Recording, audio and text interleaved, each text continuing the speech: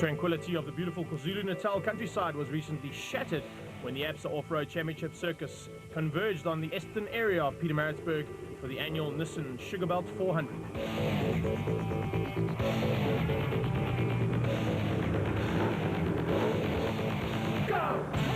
22 production vehicle and 53 special vehicle teams entered the season opening event organized by the Natal Off-Road Motor Club, who had laid out a completely new route for what was regarded as one of the best organized events in the country.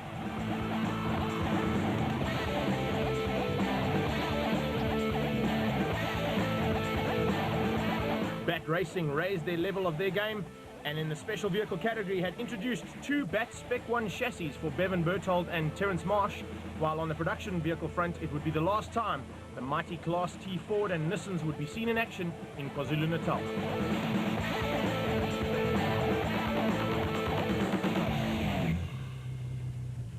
We have endeavoured to try and slow the competitors down, and we have taken into some tighter sections and over a couple of little streams and things like that, not our famous 11 crossings in the valley.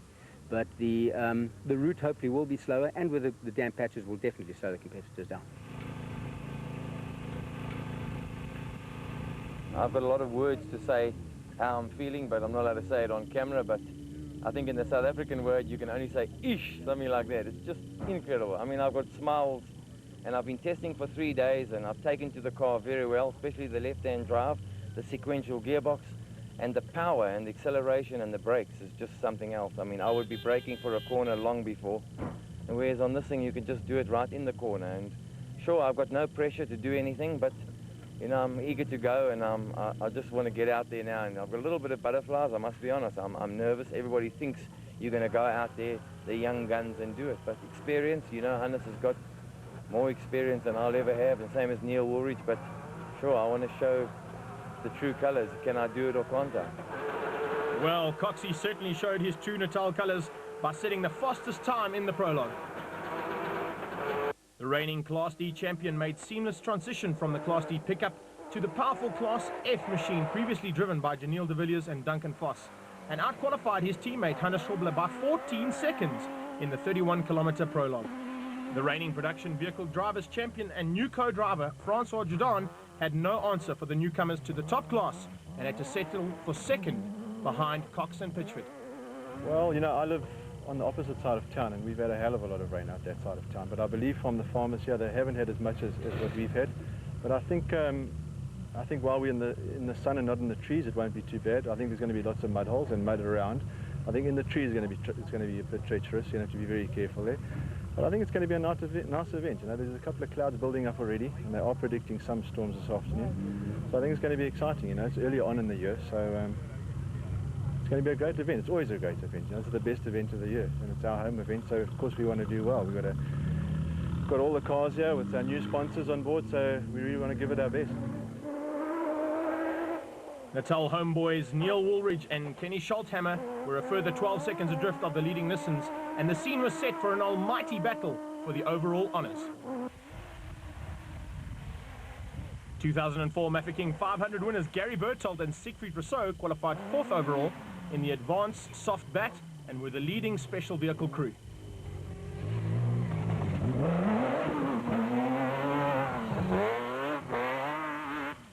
This car's wild as compared to what we had before with a rear mount engine. It's got a massive amount of horsepower. We did that.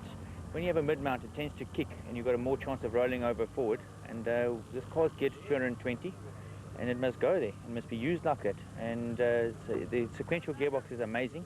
You just hit the gears without using a clutch and you're flying. So the new technology in the front suspensions also helped a hell of a lot. And the car it handles and it performs to your body. This car is built around me. It's unbelievable. It's got huge brakes on it, and I'm very, very happy with it.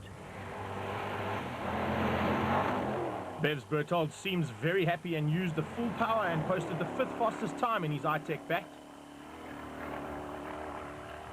Local cane farmer Manfred Schroeder and new co-driver Alec Harris showed the rest of the Class D field the way home and qualified 6th overall and 4th in the production vehicle category in the Team Ford Racing Ranger.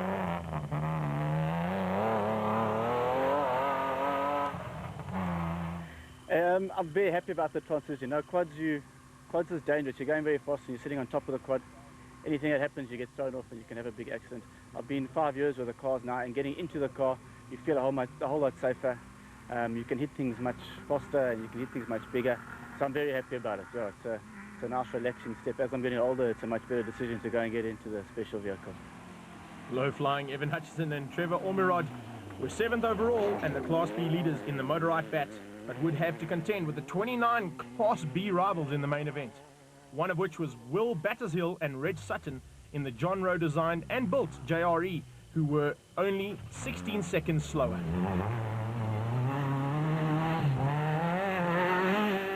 The 2004 Lesotho Sun 400 winners, John Weir Smith and Jeff Minnett, were the 9th fastest in the Kopanong Hotel Super Team Jimco. Our strategy this year is going to be just to get up as high as possible. The class points don't really count this year, so it's overall, so it's all or nothing. We have to just hang in there, and hopefully, a lot of the Class T guys and the other guys sort of drop by the wayside, and we just collect up what's left over. On board here with Mark Grenier and Chris Birkin, who brought home their Class D Castrol Toyota Hilux in 10th position, while teammates Paulo Piazzamuso and Aki Fari and Gavin Grenier and Robin Houghton finished 55th and 65th respectively.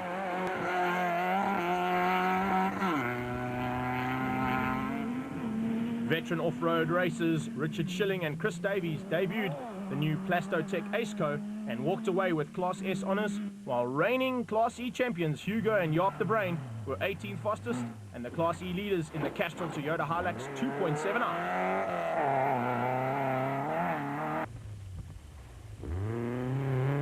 Thomas Rundle and Stavros Giannakis finished 20th overall in the Baden Tyres Services Nissan, despite not having a clear view of the route, as you can see quite plainly here.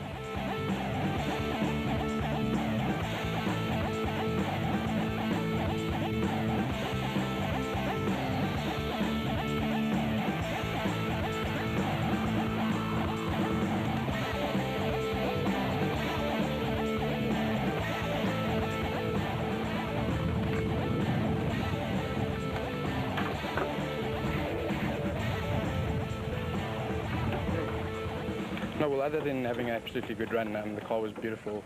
The bonnet flew off. Obviously, we didn't tighten it enough. But anyway, we'll get that fixed, and then tomorrow's another day, yeah.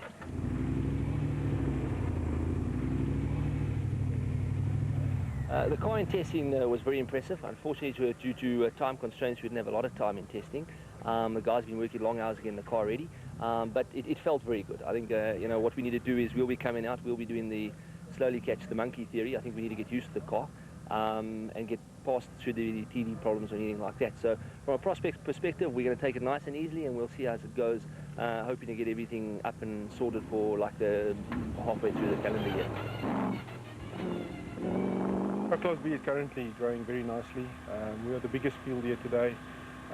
The new players in the sport coming in, Orco is going to have 2 cars running shortly. I've got 4 cars running. Batter's got a car running now as well in Class B, and it's going to be very, very competitive, And I think preparation counts for a lot. Very good preparation will be very important, and obviously the guys will have to pick up their paces. I've done a little bit of homework, and we're pushing hard. The other competitors running with my cars are pushing very, very hard, and there's a championship to be won. Let's go and try and do it.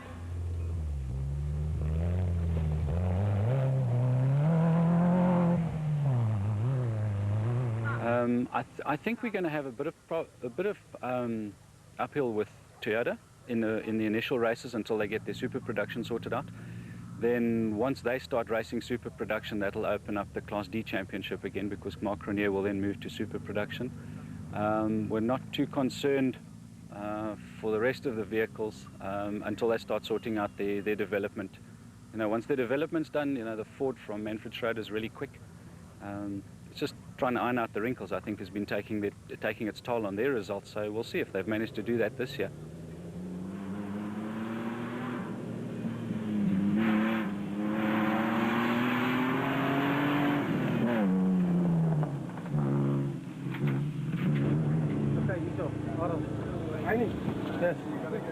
Well, it looks like the Nissan technicians were hard at work on the proudly South African Nissan hardbody driven by Alfie Cox.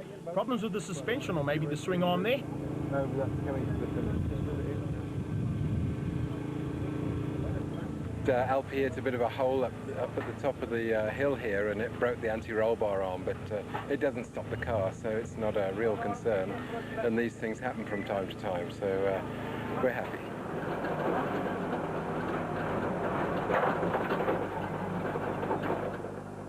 Well, certainly Alfie went very well, there's no question about that. A bit of a surprise, I didn't expect him to go so well on his first time out, and the sugarcane is traditionally very tricky, so I think it's an excellent result for Alfie, but it's a long race tomorrow, and Hannes is right there with him, so I'm happy. 2 cars at the top, what more can I ask for? Alfie drove very, very well.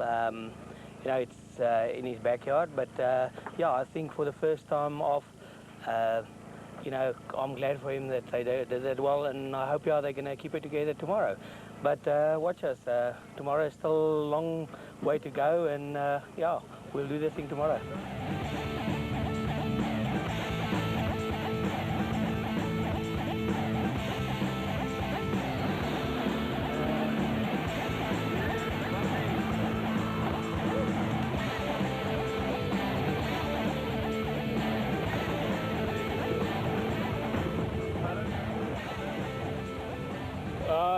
The first 10 Ks, I thought I actually took caution and said I might be a bit rusty. And when I got to feel the handling of it, and I got the whole combination going with the power and just a bit of caution not to slide too much on those curves and all that. I tried so much to keep a straight line. I was very rusty. Felt like an old man, I must say. But it came back. No, but you know, it's good, because tomorrow's a long day.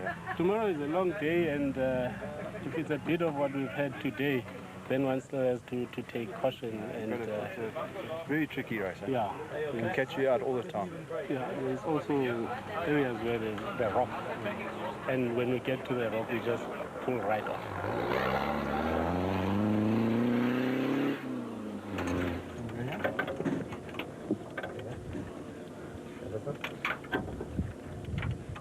So it was unfortunate. We decided to give it maximum attack. You know, the time trial here is very important. There's not much opportunity to overtake in the cane. So we wanted a good position for the start, and unfortunately 5 Ks in there were some big hoops, and we broke our right front drive shaft. And then 10 Ks on, we lost an accelerator cable. So yeah, it was an unfortunate time trial. What was supposed to pan out as a good time trial turned out as a nightmare. So we've got a lot of work to do tomorrow. Fantastic onboard shots here, and that is Weir Smith and Minute buried in the sugarcane. Maybe they're looking for some cane rats. We haven't sort of driven the car at all since November, and sort of getting into the car, and there have been a couple of little changes that Joe's done to the car, and he's made it pretty quick. And it's something we need to get to grips with. We were going a little bit too quickly, and far too quickly to stop. So we ended up in a fairly safe pile of sugarcane, which was quite heartwarming, but we got out, and we didn't really want to go too quickly today. We just wanted to feel our way around it, get a feeling of what's going to happen tomorrow. And tomorrow's a long day. Sugarbelt's known to be a tough race, and we should do pretty good tomorrow. Andre Buerta had a new co-driver on board with him for the first time in the Kopanong Hotel Super Team shed. It was a great run that we had. We started off quite well, and we hit a couple of bumps. It was kicking out a little bit on the bumps, but not too bad. And then other than a wrong slot, we had a really good run. No problems whatsoever, a lot of power. She kicks out a little bit if you put your foot down too hard, but other than that, I think we're in for a good run tomorrow. Go!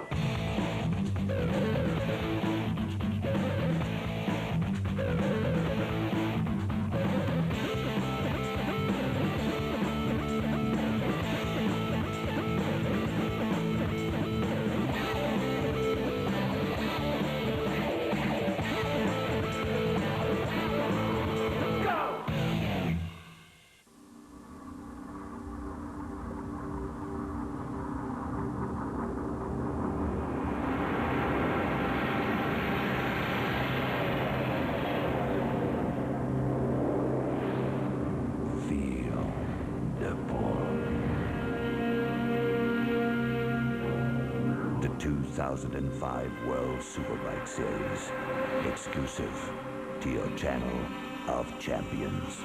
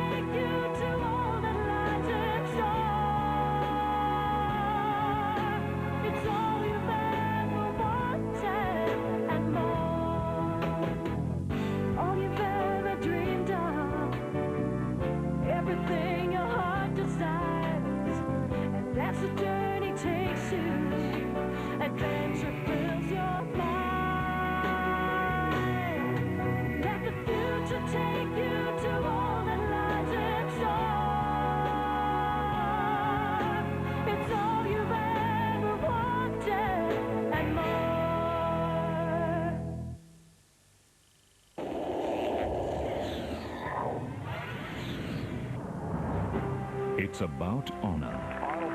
The honor of walking among giants and being dressed by one's peers. A golfing honor Ernie Els does not have. Ernie Els throws 2 eagles at him, gets up and down. At this year's U.S. Masters, will Mickelson honor Els? Watch this space. The Masters, only on Supersport. World Cup 2007.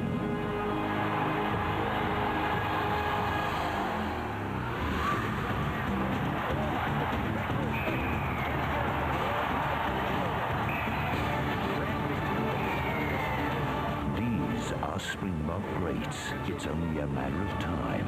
The IRB Under-19 World Champs Tournament. Scotland face Wales and South Africa take on Ireland. Live on Supersport. Go!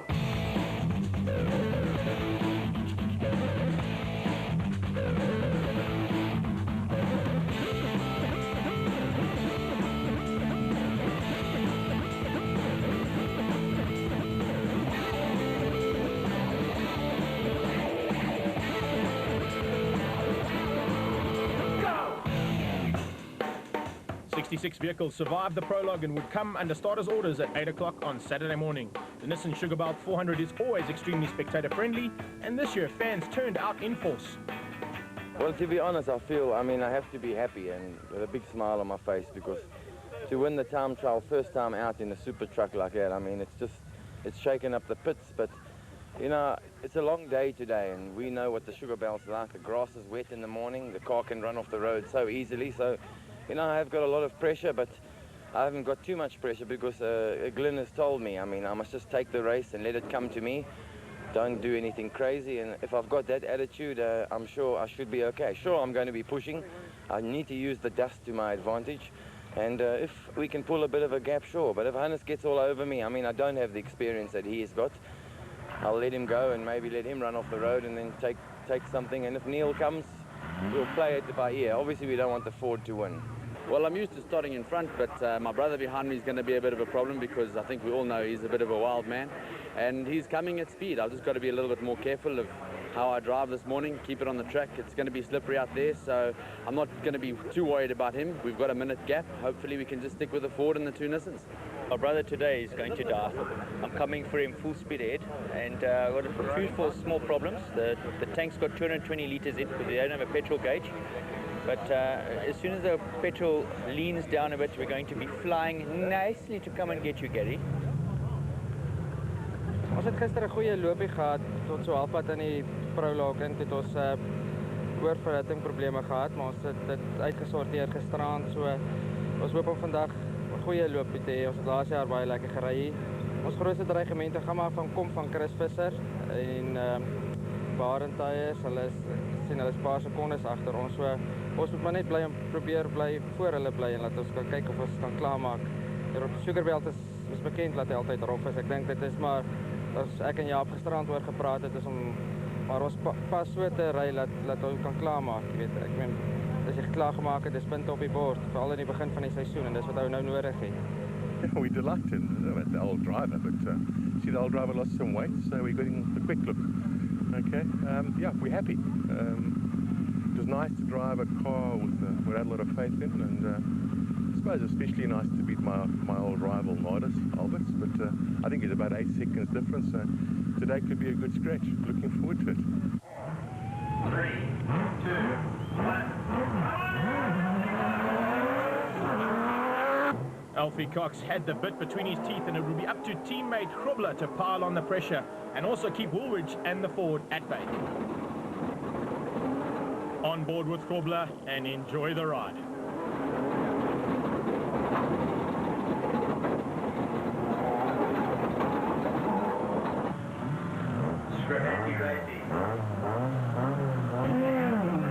Ford Racing's Woolridge and Scholthammer broke the Nissan stranglehold on last year's Carnival City 400 and were keen to continue where they left off.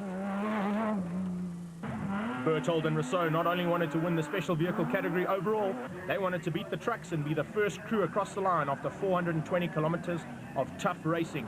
Bevan and Nick Similalela had similar plans. Cox Cox and Pitchford had an advantage on the dust-free route though, which would later give them the edge over their rivals. Grobler and Jordan used the dust-free conditions to take back 2 seconds from the leaders.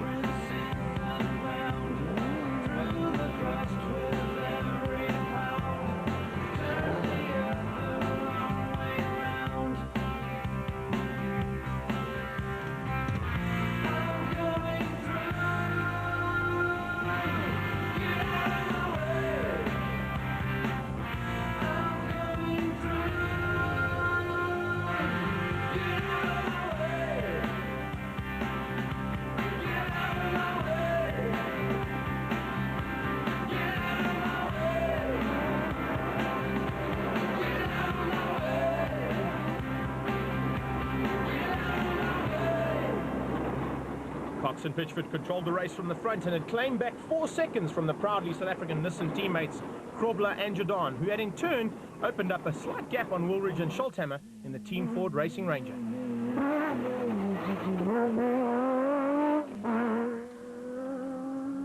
Special vehicle leaders Berthold and Rousseau were within spitting distance of the Ford Ranger, while Grobler and Jordan lost more time to Cox and allowed Woolridge to gain some ground while they overshot.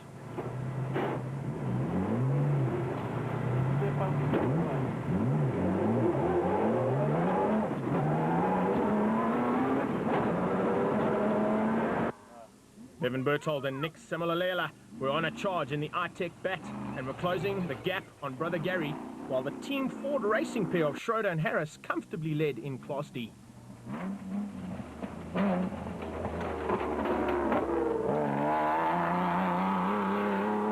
John Weir-Smith and Jeff Minott had gained 2 places in the Kopanong Hotel Super Team Jimco.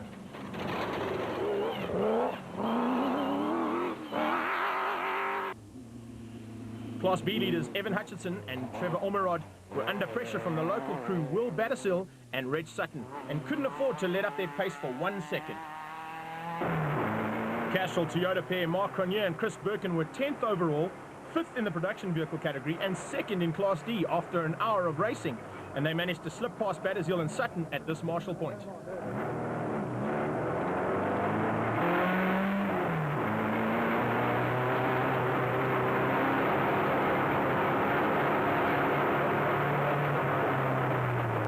Coming round the corner only to find Bevan Berthold had rolled his iTech Bat. Fortunately, the crew were okay and they were able to continue after Cliff and Louis Weichelt pulled the vehicle back onto its wheels.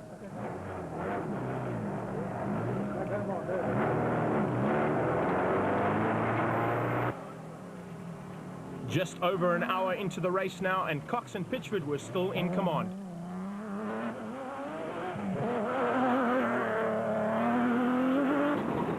Grobler and Jordan now with 1 minute 24 seconds behind the leaders and only 24 seconds ahead of Woolridge and Scholthammer.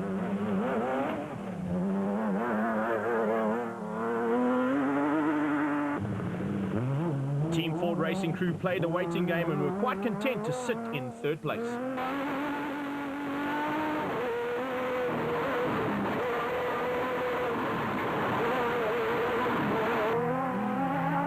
Berthold and Rousseau, the special vehicle leaders, had so far not put a wheel wrong in the advanced soft bat, and Brother Bevan out of contention. It was up to John Weir-Smith and Jeff Minott, who were 6 minutes behind, to start piling on the pressure.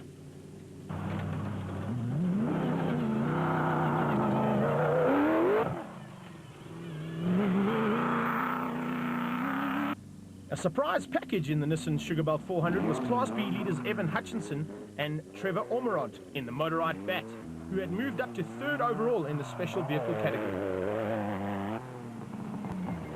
Manfred Schroeder and Alec Harris had a clean run and had a firm grip on Class D lead, while arch rivals Mark Cronier and Chris Birkin in the Castrol Toyota Hilux 2.7i pulled out all the stops to try and catch and pass the Team Ford Racing Ranger.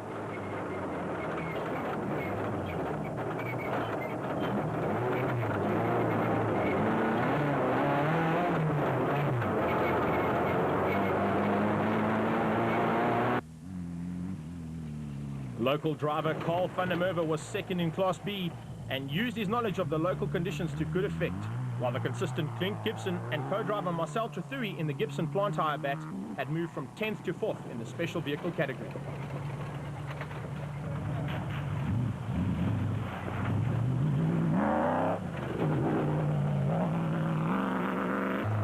Reigning Class E champions Hugo and father Jaap de Bruin led Class E from the start in the Castrol Toyota Hilux 2.7i, as was the case with the Class S leaders Richard Schilling and Chris Davies in the Nissan V6 powered Plasto Tech Aceco.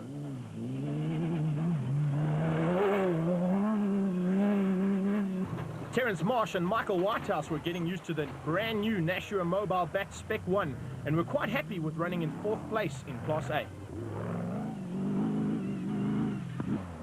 Class S contenders Nardis Alberts and Colin Hunter were on a mission to pass their rivals Schilling and Davies, but their race would soon come to an end when the power steering on the Rapsa Raceco failed.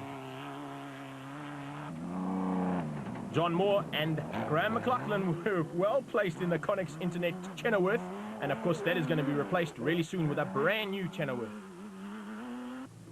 Good Samaritans father and son Cliff and Louis Weichelt started 9th in the Bosel N1 4x4 Toyota and had gained 3 places despite losing time when they stopped to help Bevan Berthold. Chris Visser and Jaapie Badenhorst were 2nd in Class E in the Tyco Trucks Toyota Hilux 2.7i.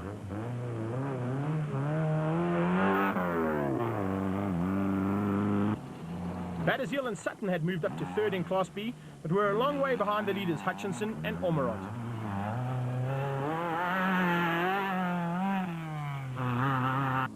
Local crew Lamb and Hughes were having a great run until they drowned their electrics in the Gusher Special.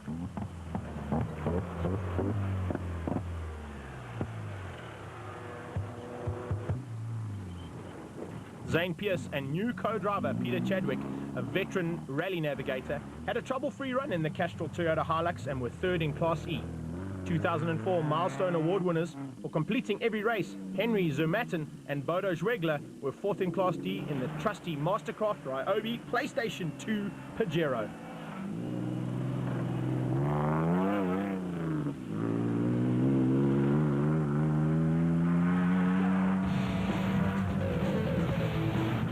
Bevan Berthold and Nick Similalela lost 22 minutes when they rolled and were determined to make up as much ground as possible.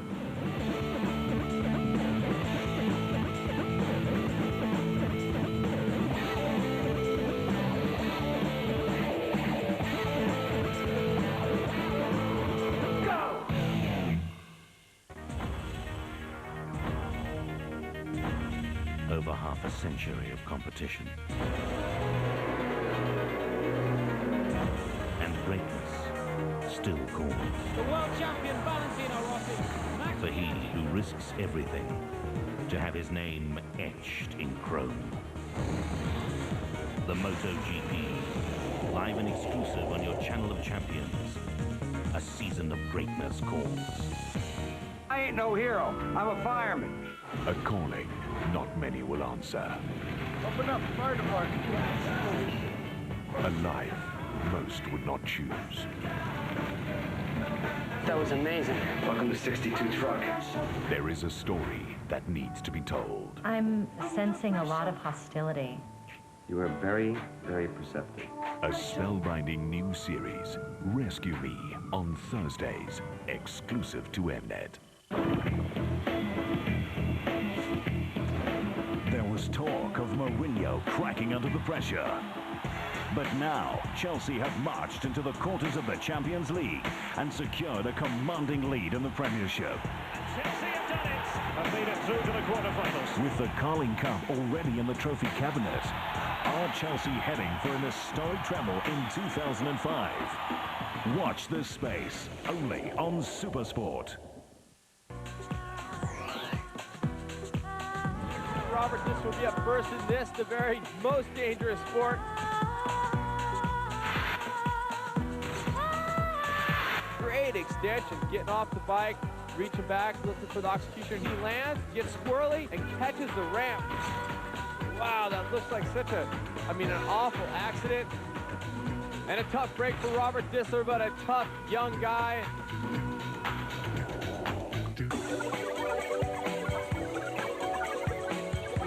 Keeping you on the cutting edge of worldwide sport. The incredible time-sliced SuperSport Update channel, offering you factual information on every sport. Get results, lead stories, commentary and more in updated 30-minute slices. The exciting SuperSport Update channel on Channel 24, proudly sponsored by Vodacom. Go!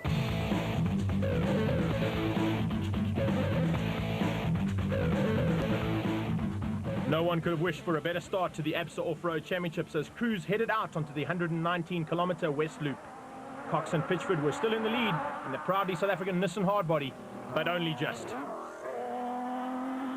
Teammates Krobler and Jordan had closed the gap quite dramatically, and Woolridge and Schulthammer weren't far behind either.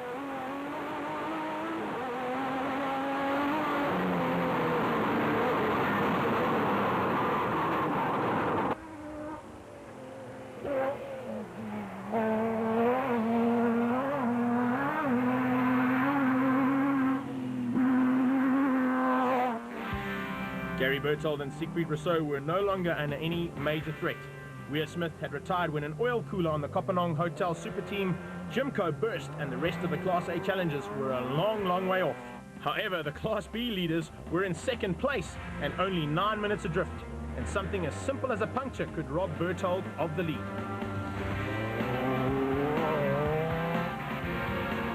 Class D leaders Schroeder and Harris managed to keep the rest of the Class D challengers at bay, but had to be wary because Mark Cronier and Chris Birkin were trailing by 1 minute and starting to mount a challenge for the lead.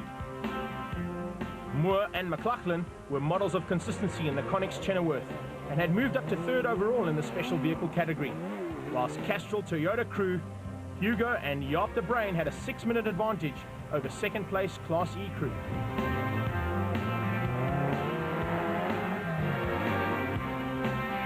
Mark Cronier and Chris Birkin did not have the best of times in the Castrol Toyota Hilux and had dropped down the order after hitting a tree and damaging the right front suspension. The Class S leaders Richard Chilling and Chris Davies were no longer under threat as well. Their rivals Nardis Alberts and Colin Hunter and Nick Gosler and Jacob Robertson had retired. Marsh and Whitehouse, however, followed in the Nashua Mobile Bat Spec 1, and they in turn were being chased by Carl van der Merwe in the Class B Orco.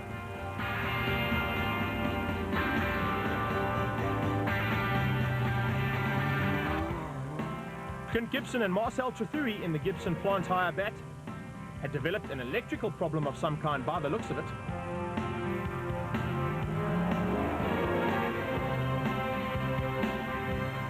Cliff and Louis Weichelt were in third place in Class D and trailing Cronier and Birkin by 6 minutes, while Visser and Badenhorst were still around 5 minutes behind the De Bruins and second in Class E in the Tyco Trucks Toyota.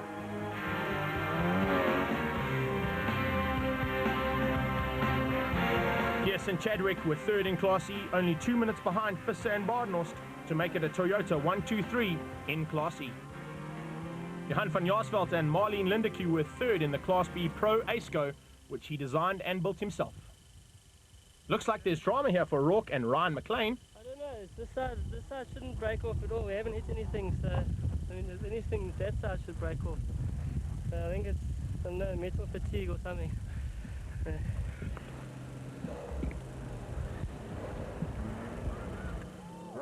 No metal fatigue up front here. A new leader, Hannes Grobler and Francois Jordan, managed to overtake the proudly South African Nissan teammates Alfie Cox and Ralph Pitchford when the leaders moved over to let them through.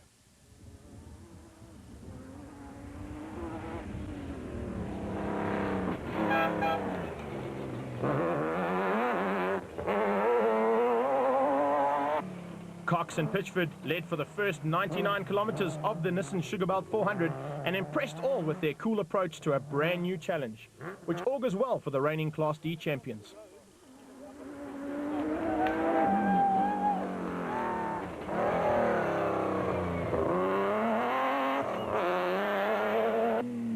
Neil Woolridge and Kenny Scholthammer were very much in touch with the leading Nissans. There was concern because they'd clipped a tree stump and damaged the front right steering arm on the Ford Racing Ranger. There was no stopping the special category vehicles though of Gary Berthold and Siegfried Rousseau, who briefly lost the lead to Class B leaders Evan Hutchinson and Trevor Ormerod when they stopped to replace a flat wheel on the advanced soft bat. The Motorride racing crew were still going well and would be difficult to beat.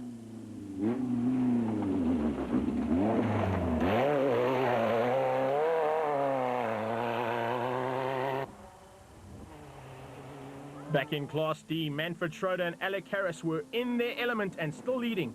They'd opened up a monstrous lead of 8 minutes over Cliff and Louis Weichelt, who were 1 minute ahead of Mark Cronier and Chris Birkin. Hugo and Yart the Brain still held down the lead in Class E, while S leaders Richard Schilling and Chris Davies were seconds behind Terence Marsh and Michael Whitehouse, who had moved into second place in Class A. Schilling and Davies were heading for an embarrassing retirement. They only carried one spare wheel, and as fate would have it, they picked up 2 punctures in quick succession. Hannes Grobler and Francois Jordan were the first crew to arrive at the designated service point at the Beaumont Eston Farmers Club, where all the competitors were subject to a compulsory 15-minute stop.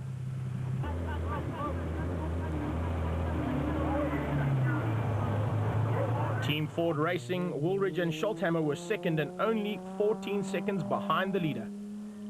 It was very tough. You know, it's a normal Sugarbelt route, very enjoyable, of course, scenic, but tough to find the route. The turnoffs are quite tricky to find in the sugarcane.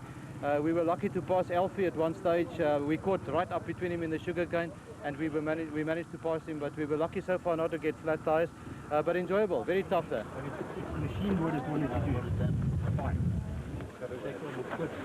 I don't know if it was Alfie or Hannes that was holding us all up a bit, sort of holding the gaggle up a bit, so we've been eating dust all morning. We predicted it would be a wet race, but I don't think they've seen rain here for a long time. It actually looks like they're going to be in trouble in winter. It's very, very dry.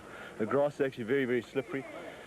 So yeah, we've had a trouble-free run, just the dust to put it in, but just before the decontrol we clipped a stump on the right-hand side and we punctured a wheel. Fortunate to be able to change it in the decontrol time. But we've done a bit of damage to the right front. It just doesn't feel 100%, so we'll have to see how we go.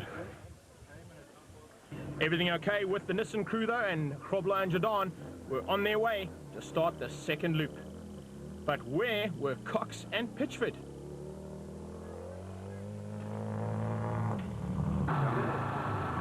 Hazel Cox more anxious than most and very relieved when hubby arrived on the scene.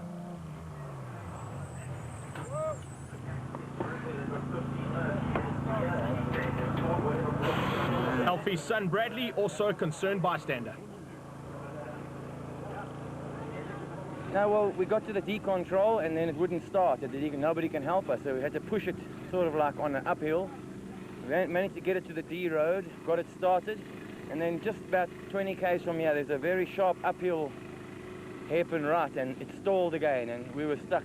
We've been there for, I don't know, 10 or 15 minutes trying to push the car to get it back down the track to start it. So other than that, it's been going really good. I mean, and we were 1, 2, 3 up to the decontrol, and that's what happens. That's racing. How did it feel leading from earlier? No, it felt really great. I mean, then I let Hannes pass, and then Neil, we pulled another minute, and Neil came back, and lucky for Neil, he got a puncture in the decontrol. He didn't lose any time. But it's racing, so we'll carry on 2 more laps. Give it everything we got.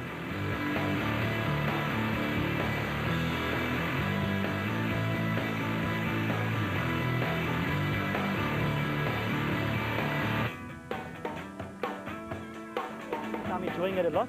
Time for change. A lot harder, rougher, harder on the body. A lot more work to do. But nice to count an off-road driver down for a change. Nice when a driver says, wow, never knew a navigator could count him down. There we go, but I'm enjoying it.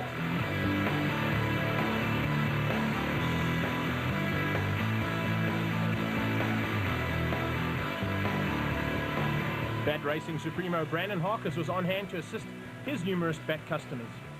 It's been a good lap so far. We first in Class B. I think overall Class A we're also running quite high, second place. Keep telling myself that we're not racing Class A, we just need to race against the Class B guys. But our motor right bat is flying. I'm very happy with it. The setup is good, the power is good, and it's very tight and technical. So I think that's why the Class A guys are battling with the bigger cars. But so far so good. My navigator hasn't given me one wrong call, which has really made it easy. But we're only halfway. It's another 200 k's to go. So hopefully we can back it off a little bit and just bring it to the end.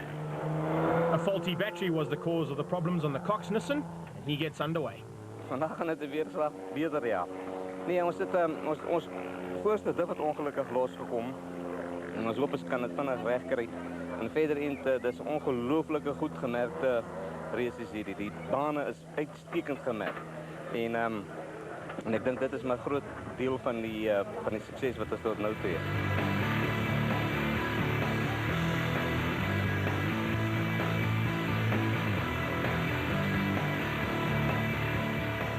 Yeah, unfortunately we ran into a bit of a snag. All was running well, and we came down a section of road with off-camber contour, and it just, as we hit it, we just hit it slightly too hard and pitched us into the trees. And we hit it with the right front, pulled the wheel alignment out, and yeah, I've been struggling ever since. But the gearbox feels good, the car really feels good. I'm hoping that once the wheel alignment's up and straight, we'd get back onto pace. Yeah, the Toyota Kestrel Hilux was performing well this morning. I mean, we took 25 cars, we moved up quite nicely in the field. But clearly the problem we had yesterday is related to obviously a mounting or something, you know, that has moved the engine. Because as you can see here, the clearance from the engine to where the spark plug leads go is basically non-existent. So what it has done is damaged the 2 leads, and hence you can see the airbox as well has fouled against the bonnet. And I think this has been the end result yesterday of the cable jumping off as well. So something shifted, and yeah, can't run much on 2 cylinders, so that was the end of the game. The Batman Brandon Hawk is still hard at work on the iTech bat.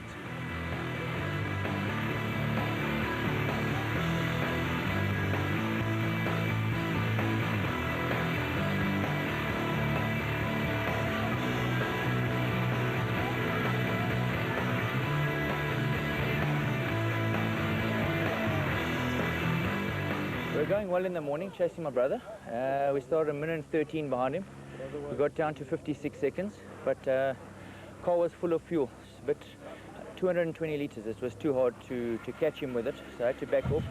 We just rolled it on an off-camber, very slow corner into the cane, but we landed upside down. Couldn't get the belts undone. Took about 17 minutes, got going again, had a puncture in the decontrol section, and otherwise, car's beautiful. And now we're going to hammer hard, and we're going to get them. It's only the finish that counts. Got 200 k's to go, and I'm sure these guys are going to hurt themselves still. So, thanks. I'm going to get them bad. Gavin Cronje and Robin Houghton have had a tough day in the cockpit of their Castrol Toyota Hilux 2.7i so far. Yeah, we made some good progress. We had a puncture, and then got through that, and the last 60 k's we were going without the front diff, so it's a bit tricky on the grass with just a real drive, very slippery, very sideways. So hopefully we can get that fixed to carry on.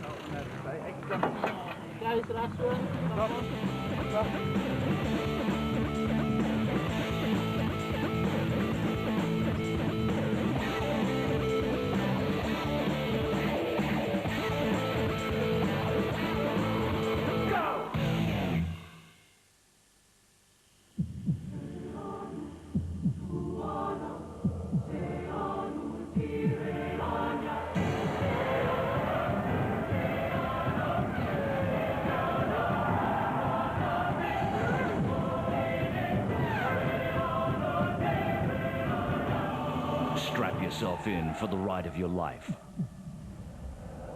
Formula One, exclusively live to Supersport. Great ideas change the world, but the greatest ideas are founded on simplicity. The FA Cup. Simple. You stay in or you get knocked out. The FA Cup semi-finals on the Soccer Channel. Sponsored with pride by Discovery, a team worth supporting. 30 movies over the next 30 days.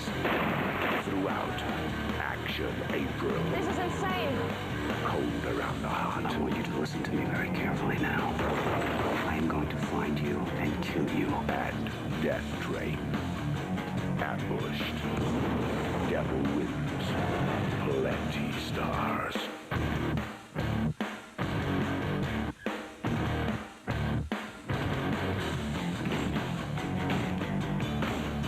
Chaps. Who would you want on your side if you want to fight or something? At close range. Warlock. Bloody murder. One new movie. Every day. Throughout Action April. Action X. DSTV.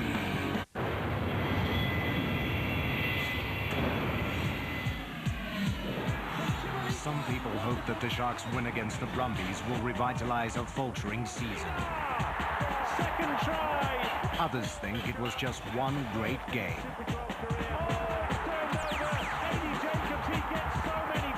Has Dick Muir made the difference, or is it too soon to tell in this tough competition? Either way, watch this space on your channel of champions.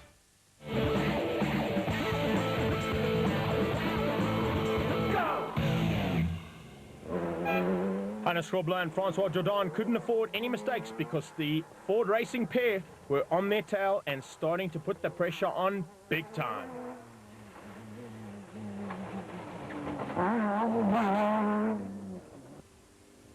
Gary Berthold and Siegfried Rousseau had no equal in the special vehicle category, while Alfie Cox and Ralph Pitchard were intent on making up time lost because of a battery problem on the proudly South African Nissan entry.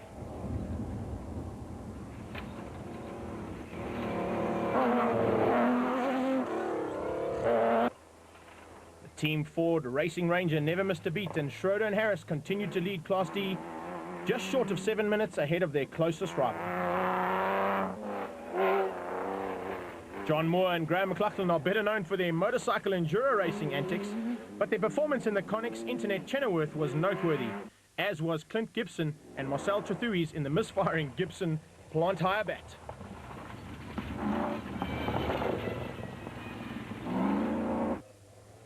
Mark Crenier and Chris Birkin in the Castrol Toyota were back on track and had reclaimed second position from Cliff and Louis Weichelt in the Bosel N1 4x4 Toyota. Coming through the trees, another lead change. Woolridge and Schultham had nipped past Schrobler and Jordan when they stopped to replace a flat wheel and were only 25 seconds ahead of the Nissan crew, who had now thrown caution to the wind in an attempt to regain the lead.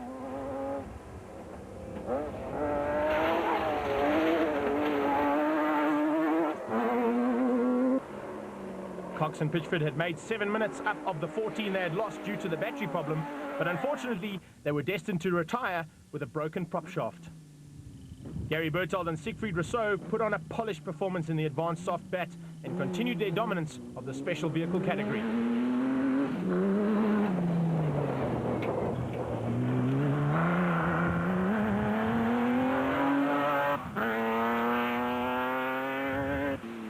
Seru-based businessman John Moore and Bloemfontein-based partner Graham McLaughlin were second overall in the special vehicle category and trailed the leaders by 15 minutes, while KwaZulu-Natal-based Clint Gibson and Marcel Trethewey desperately held on to third place.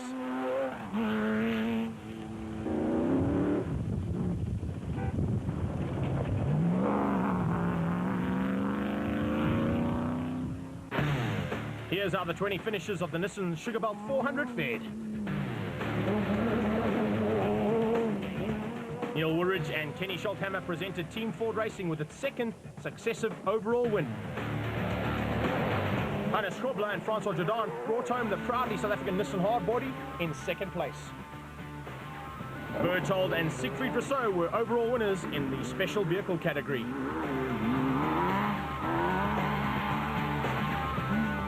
John Moore and Graham McLaughlin finished second overall in the special vehicle category. A fine third overall in the production vehicle category and a Class D win for Manfred Schroeder and Alec Harris in the Team Ford Racing Ranger.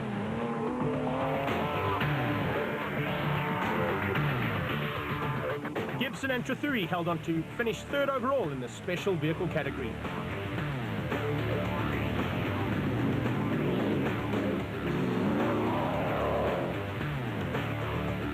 An absolutely spectacular performance from Bevan Berthold and Nick Samalela, who finished fourth overall in the iTech BAT.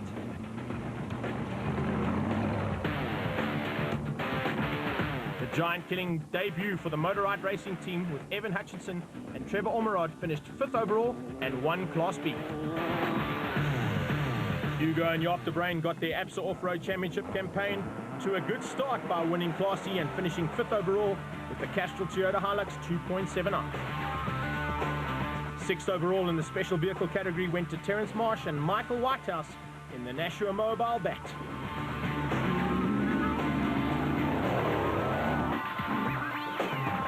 Henry Zamatin and Bodo Regler finished third in Class D, 17 minutes and 33 seconds behind second place Cliff and Louis Weichel.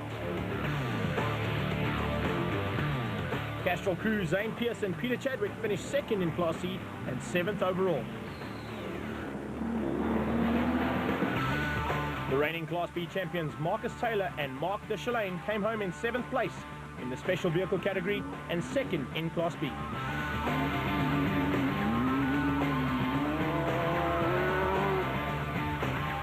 Gav Cronje and Robin Houghton powered their Castrol Toyota Hilux 2.7i to 4th place in Class D.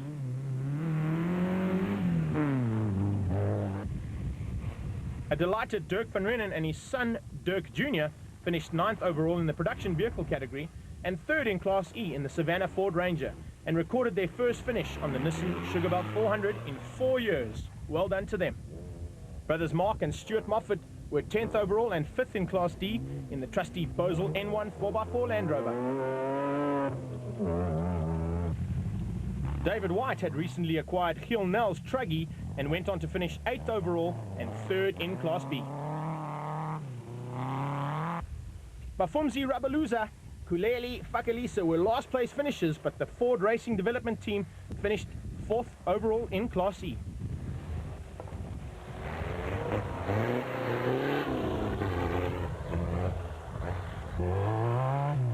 Brothers Rudy and Pierre van Kraan in the Techno Chair Zarco finished 4th in Class B and last place finishes in the special vehicle category. Look at these boys. Come on, let's put it together for them. There is your 2005 Nissan Sugarbelt champion.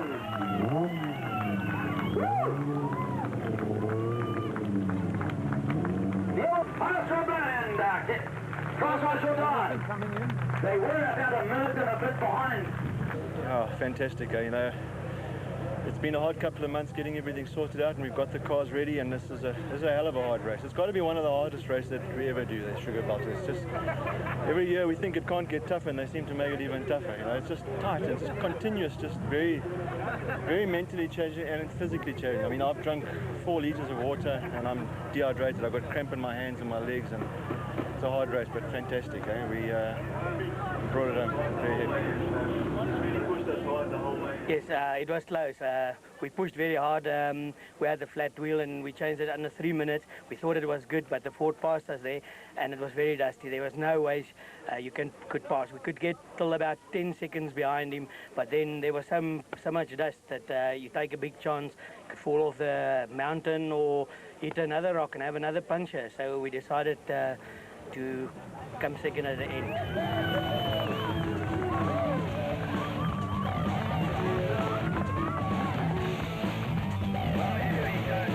Popular people out there. Beps and Kulili. sorry, it's not. It's Manfred Schroeder. We didn't have one problem with it. The tyres were amazing. Yesterday we used some re-grooved tyres because we thought it was going to be wet. And then today we fitted some new ones on the back, and I mean those BF Goodridges worked amazingly.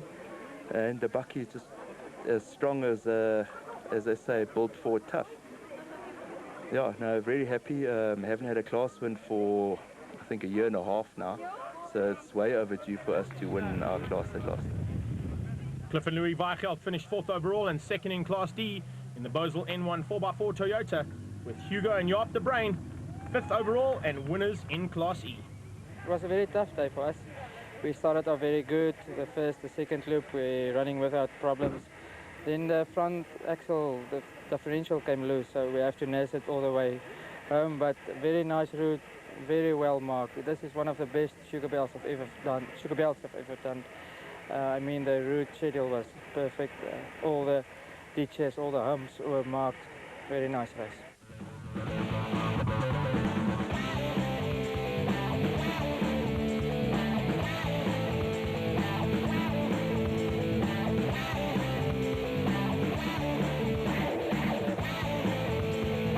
Come on, put your hands together for this man. Let me tell you what a fantastic 3rd position. There we go, Gary Berthold. Up there, the one top. Oh, that was good, very good. Next one's coming in, so we're right there. No problem.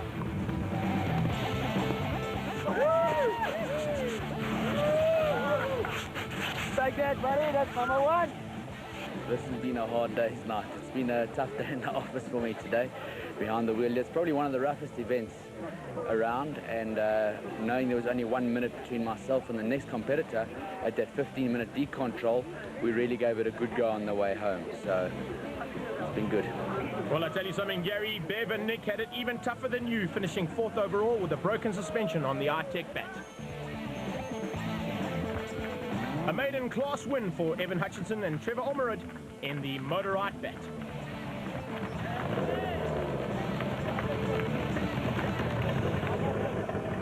We had a good run all the way through until Bevan Berthold rolled in front of us. So we had to stop and we lent him our tow rope.